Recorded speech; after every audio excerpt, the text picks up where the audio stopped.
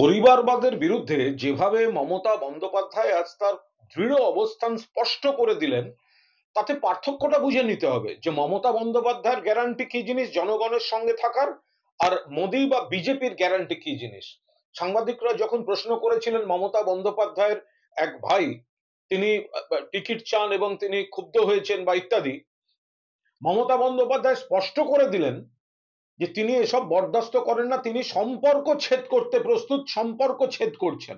কারণ তার পরিবারের যদি সবাই বিভিন্ন নির্বাচনে বা লোকসভা নির্বাচনে সবাই টিকিট চায়, তাহলে পরিবারতন্ত্র হয়ে যাবে। মমতা বন্দ্যোপাধ্যায় বলছেন তিনি পরিবারতন্ত্র পছন্দ করেন না, তার পরিবার মানুষের পরিবার, মা মাটি মানুষের পরিবার।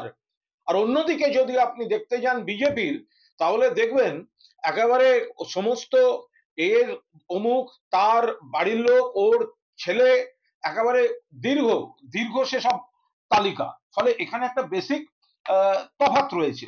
আমরা বারবার এই তফাৎটাকে আপনাদের সামনে নিয়ে আসতে চাই। জ্যোতিরাদিত্য সিন্ধিয়া, অনুরাগ ঠাকুর থেকে রাজনাথ সিং এর ছেলে থেকে আরম্ভ করে সবাই, মানে বিজেপি তালিকা দীর্ঘ।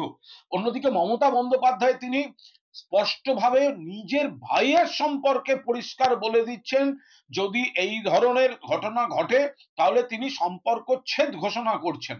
ফলে এই তফাৎটা পরিবারতন্ত্র নয়, মানুষের পরিবারই মমতা বন্দ্যোপাধ্যায়ের পরিবার, তৃণমূল পরিবার, সেটা আরো একবার স্পষ্ট করে দিলেন মমতা বন্দ্যোপাধ্যায়।